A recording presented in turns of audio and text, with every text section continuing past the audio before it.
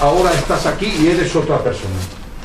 No, hombre, padre, pero tú eres el mismo que escribió Los Cachorros, por el relato por el que yo quise ser escritor, o Conversaciones en la Catedral.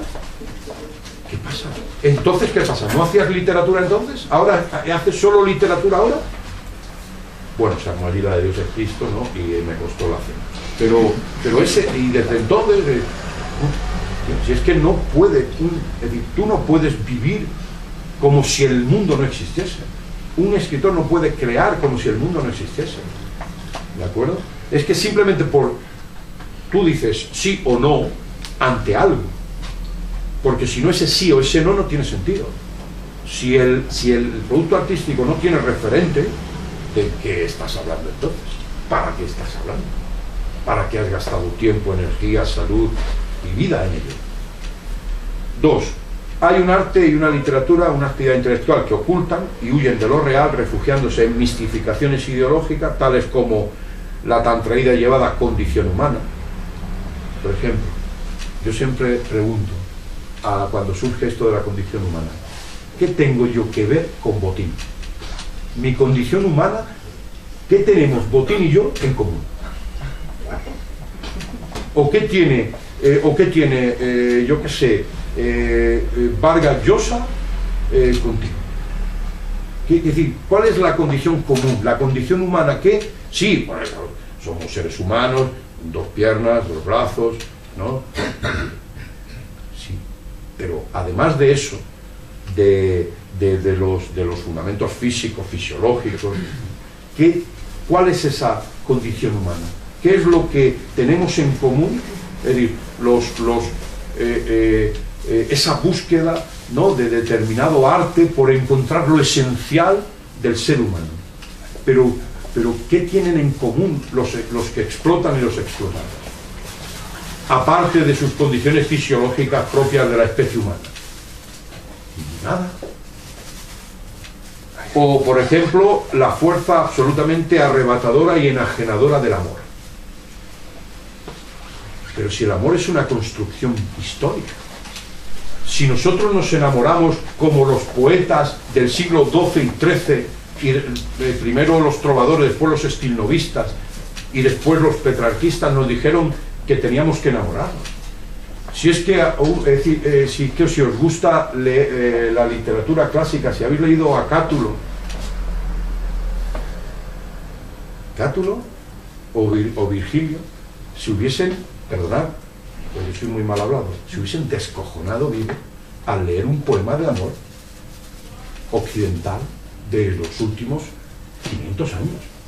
Porque Cátulo, y un romano, no concebía el amor sino como experiencia de encuentro erótico.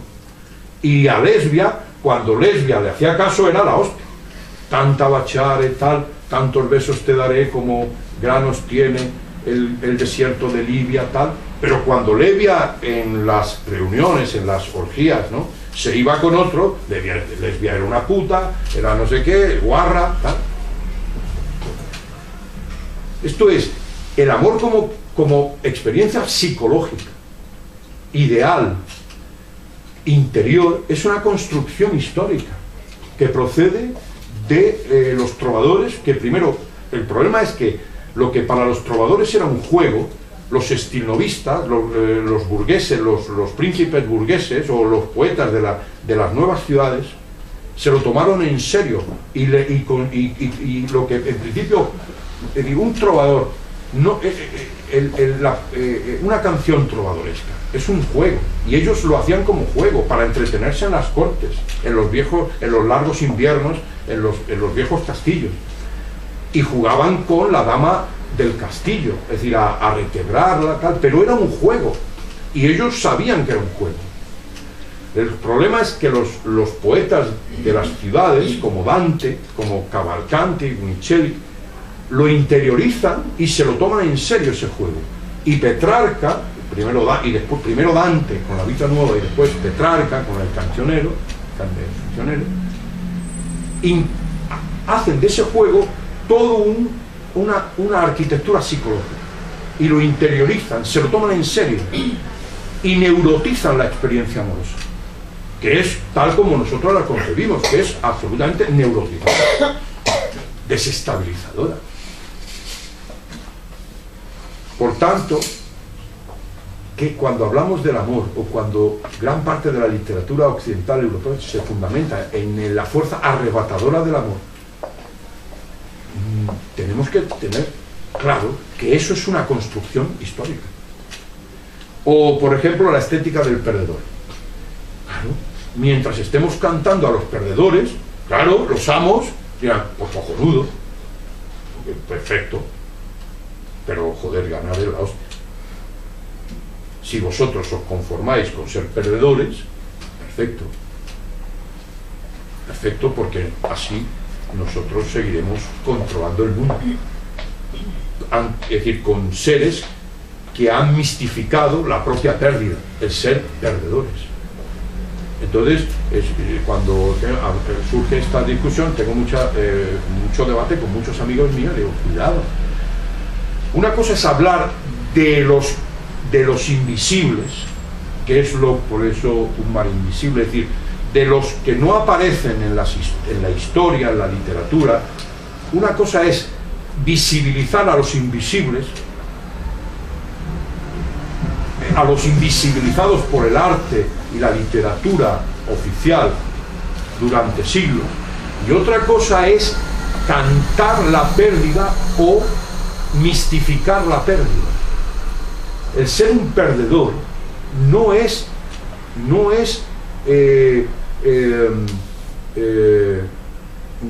como para estar orgulloso de serlo. Esto es, si mistificamos la pérdida, estamos justificando o, de alguna manera, estimulando nuestra derrota. Si hacemos de la derrota algo estéticamente bello, no desearemos vencer, ganar. Entonces hay que tener mucho cuidado entre visibilizar a los invisibles y mistificar la pérdida o al perdedor. El perdedor es un perdedor, punto. El problema es ¿por qué es un perdedor? ¿Qué supone ser un perdedor? Se pierde, pero ¿ante quién? Porque claro, si hay un perdedor, ¿quién gana? Habrá un ganador. Entonces, no podemos ocultar, al cantar la pérdida, ocultar al que gana. En todo caso, cuando hablemos de los que han perdido o pierden, tenemos que mostrar las causas de su pérdida y quién ha ganado mientras se la ha perdido, desde mi punto de vista. Por tanto, una actividad artística intelectual, yo estoy por una actividad artística intelectual que desvele las condiciones y reglas materiales históricas de los procesos, de las emociones, de los sentimientos, de las ideas que expresamos y construimos con nuestra literatura y nuestro pensamiento. 3. La coyuntura histórica y la ideología, la conciencia subjetiva del mundo, condicionan y determinan el uso de las técnicas artísticas. Efectivamente. De modo que el realismo, que es una técnica que en el siglo XIX, bueno, ya desde Cervantes, que en Cervantes es un instrumento de desvelamiento de la realidad, hoy es un instrumento de ocultación de la realidad. Por tanto, tenemos que tener en cuenta que las técnicas, los abordajes técnicos ante el texto y ante el producto artístico son también productos históricos. Y lo que una técnica que en una determinada coyuntura es desveladora, es crítica, en otra determinada coyuntura puede ser precisamente ser herramienta usada exactamente en la dirección contraria. Por ejemplo, hoy todos los bestsellers, toda la literatura industrial, las series de televisión, el cine, si os dais cuenta, se constituye sobre bases realistas. El realismo hoy es la herramienta preferida de ocultación para ocultación de la realidad. Solo tenéis que leer, es decir, lo que se vende, ¿no? Es decir, los bestsellers, o ver las series de televisión, las series como Cuéntame lo que pasó, etcétera, en donde sobre una base realista, claro, aparece un 600, aparece tal, y claro, oh, coño, el 600 como el mío, yo tenía uno, tal, ¿no? Pero claro, la suma de todos los detalles aparentemente reales, la suma no es realista. Porque que yo sepa, mi tío, que estaba pluriempleado, trabajaba por la noche en Arriba y por el día en Marca, yo lo recuerdo con unas ojeras y una palidez mortal, dormía 2 o 3 horas al día, y sin embargo, y que yo sepa nunca, es decir, no tenía tiempo para nada. Y resulta que ves a un personaje, Cuéntame lo que pasó, pluriempleado, que por las noches se echa un cigarrito con la mujer, charlan del día, de las cosas, ¿no? Después se va a tomar un coñac allí al bareto con los amigos, pero bueno, no estabas pluriempleado. Es que, macho, un trabajador pluriempleado, yo por mi tío, con el que me crié, mi tío no tenía tiempo de echarse de una charleta con su mujer, con mi tía todas las noches comentando las jugadas más interesantes de la jornada, ni irse al bar a tomarse allí tranquilamente estaba currando todo el día, y físicamente estaba destrozado.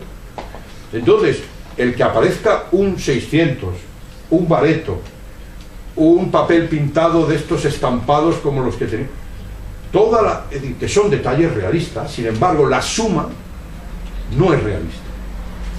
Por eso, y ayer lo hablábamos también, desde mi punto de vista, las técnicas de desvelamiento, que si existe la palabra, ¿no? Este neologismo que me he inventado, de revelación de la realidad, hoy, desde mi punto de vista, deben ir por otra parte. Deben ser técnicas fundamentadas en la síntesis, en la experimentación, en la construcción del texto. ¿Por qué? Porque si no, también, bueno, puedes abordarlo de un modo realista, sí, pero tienes que tener en cuenta que te estás enfrentando a un discurso, a un realismo dominante, que si no aportas algo diferente, el lector o el receptor va a tener problemas para diferenciar ambos tipos de discurso. Por tanto, es decir, si usas una estrategia realista, tienes que hacerlo de tal manera que obligues al lector a replantearse eso que está leyendo. Porque si no, juegas a favor de una corriente tan potente que si no eres capaz al lector de provocar que pare en un momento la lectura para reflexionar, puede terminar de leer eso y no haber percibido todo lo que está dentro de ese texto, desde mi punto de vista. Y finalmente dos consideraciones con las que quiero ya terminar, ¿no? Que si denunciamos la rendición de la política frente al capital financiero, ¿no?, que se da hoy, que vemos hoy, tenemos que tener en cuenta que los intelectuales de izquierda, escritores, artistas, rendimos ya nuestro campo hace mucho tiempo al mercado literario. Eso y eso tenemos que ser conscientes de eso. Y ese es un problema. Eso es un problema. Que en un determinado momento se aceptaron las reglas del mercado, la venta y la publicidad y la publicitación y la carrera literaria como columna vertebral de tu actividad, y rendimos nuestro campo, la escritura. Y aunque afortunadamente hay algunos que estamos todavía en ello, resistiendo en la trinchera de la escritura, pero sí cuando denunciamos la rendición de la política ante las finanzas, hace tiempo que nosotros rendimos ese campo. Y después, por último, que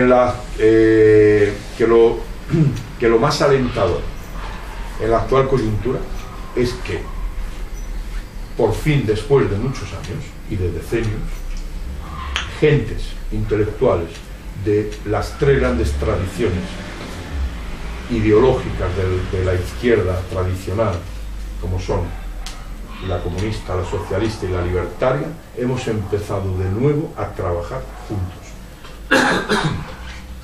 a vincularnos en proyectos comunes, tanto culturales como políticos. Y eso sí es algo nuevo. Junto, para mí, los dos síntomas más esperanzadores. Ese hecho, el que yo esté desde hace tiempo trabajando con compañeros de CGT, de CNT, del PC, de Izquierda Anticapitalista, incluso del PSOE, juntos en proyectos comunes, y que hayan surgido las asambleas populares, movimientos como el 15M o el 25S, y hayamos recuperado la necesidad y la práctica del encuentro común y colectivo.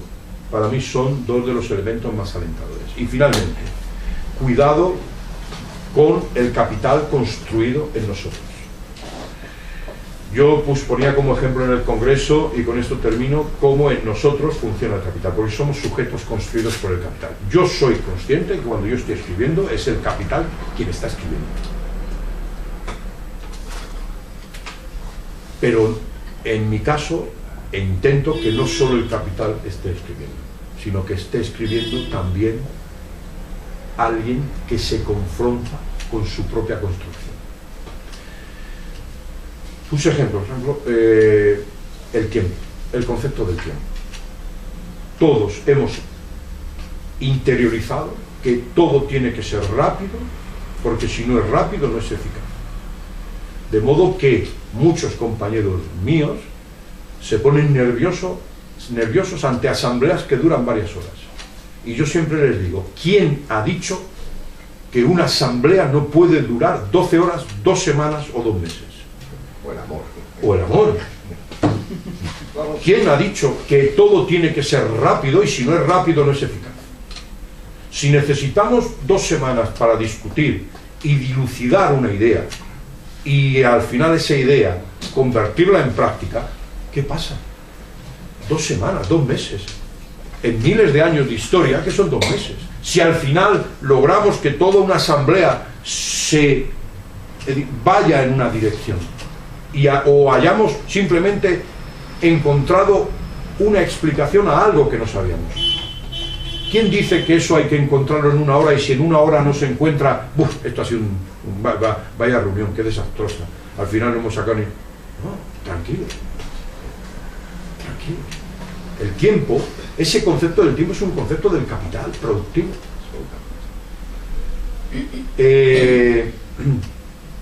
Después, bueno,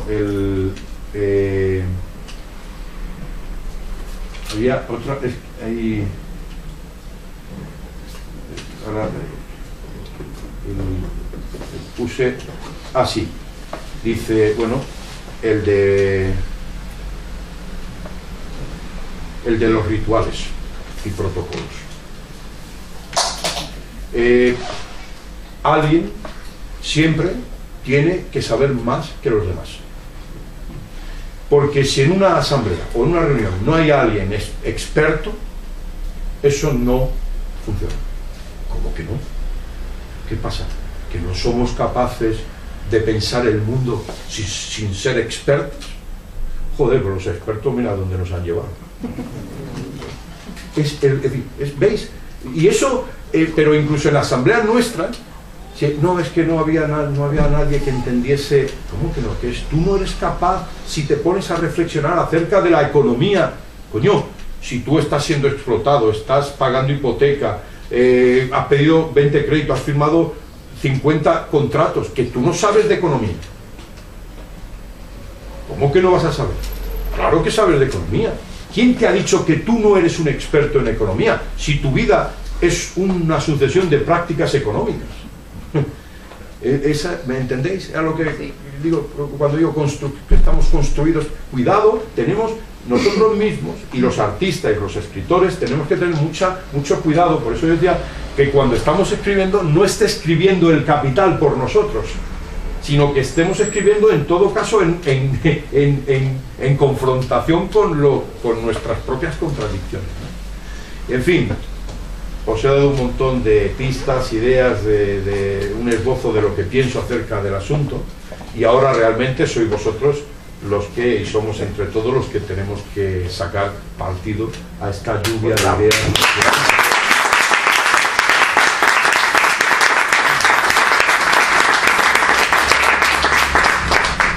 Perdona si he sido farragoso y pesado, pero bueno, dirijo la... Sí. Yo me gustaría añadir nada, me parece genial tu intervención. Me llamo Maritrini y yo me gustaría añadir dos conceptos: la coherencia o incoherencia, la esperanza y la desesperanza. Todo lo que tú has dicho en ese caminar de la literatura, que hace un papel tan importante en nuestras vidas, por lo menos en la mía, a mí me ha cambiado muchos conceptos, me ha cambiado una trayectoria muy grande de cambio. Y es cierto que si tú eres coherente en el pensamiento que tienes, no lo sabes plasmar en la realidad y la vivencia del día a día, es que es lógico que te venga la desesperanza a ti misma y a los demás. Yo recuerdo hace una semana con un hijo mío, mi segundo hijo es director de un colegio público, y él, vamos a ver, le interesan mucho las luchas sociales, está enfadado con lo que está pasando el día a día, pero le faltan algo, no tiene la coherencia suficiente para decir qué pienso, qué puedo hacer. Y él y después de una conversación con él estaba cabreadísimo, enfadadísimo, porque él decía que es que esto no cambia, que no puedo hacer que cambie, desde dentro de la dirección de su colegio, porque se enfrenta a tantas cosas en el sistema, en cómo te ponen la nueva ley de educación, que es tan difícil. Entonces él se revela con él mismo y tiene una lucha interior tan increíble. Entonces yo simplemente mi argumento es decirle: Javier, coherencia en tu vida. ¿Qué piensas que hace? Aunque sea poquito, que eso yo creo que es lo que va a mover el mundo y es lo que te va a dar esperanza para que eso pueda poquito a poco cambiar. Es la última cosa que quería. Pues mira,